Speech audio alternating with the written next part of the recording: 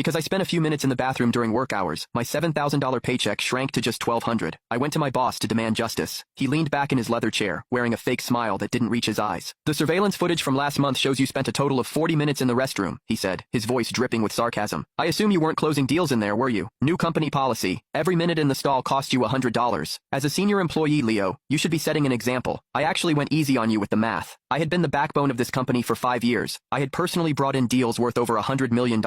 Now, my most basic human rights were being stripped away for a power trip. When I didn't immediately blow up, his smile turned cold and sharp. If you don't like it, leave. Do you really think we can't find someone to replace you? And don't forget, your 5-year non-compete hasn't expired. No one in this city would dare hire you. I didn't argue. I just looked at him, knowing my contract actually expired in exactly 5 days. He had no idea how much he was about to lose. He wouldn't stop running his mouth. Leo Bennett, you've been with us for years. You should know the rules by now. Do you have any idea how hard it is to find a good job these days? I'm treating you like an old friend by just cutting your pay. Anyone else would have been fired on the spot. We're both men. I know exactly how long a trip to the bathroom should take. I couldn't help but let out a dry laugh. For 5 years, I had lived and breathed this company. I worked late every night, obsessing over every contract. Countless competitors had tried to headhunt me, offering to pay off my exit fees, but I stayed out of loyalty. Even with 5 days left on my contract, I had been planning to renew. But looking at his smug face, I realized how delusional I had been. He tossed the insulting paycheck at my chest. It fluttered to the floor. Think it over. You staying or going? I picked up the paper, my expression completely flat. I understand. I won't use the bathroom during work hours again. He blinked, clearly surprised that I was rolling over so easily. But seeing me look defeated, he let out a triumphant chuckle. That's more like it. Don't waste a single second of my time. As I walked toward the door, he threw one last insult at my back. I don't get why these low-level workers try to act tough. In the end, they always come crawling back like dogs just to keep their bowls full. I hate people who put on a show. I clenched my jaw and walked out without saying a word. Outside the office, the rest of the team was buzzing with the excitement of payday. When they saw my face, the chatter died down. The new intern, Luke Miller, who also happened to be the boss's nephew, swaggered over to me. Without asking, he snatched the paycheck out of my hand. "Whoa, Leo! Only $1,200?" he shouted, faking shock. "That's less than my new sneakers cost. I thought you were the MVP of this place. Man, you've really hit rock bottom." He paraded the slip of paper around the office, mocking me. "Did you screw up a big account, Leo? Did Silas finally get tired of your attitude?" One of the senior admins, Brenda, put a hand on my shoulder. "Leo, what happened? There has to be a mistake." I forced a tight smile. "New company policy. $100 for every minute spent in the bathroom." The room went silent. Brenda looked confused. "What are you talking about? I've never heard of that rule." My heart sank. My suspicions were confirmed. "All right, everyone, listen up," Silas Miller shouted as he stepped out of his office. He looked around the room with mock authority. "We have a new policy. $100 fine for every minute spent in the restroom. We tested it out on our team lead, Leo, this month. The results were great for productivity, so we're rolling it out to everyone starting next month. Also, some people shouldn't think they can boss others around just because they've been here a while.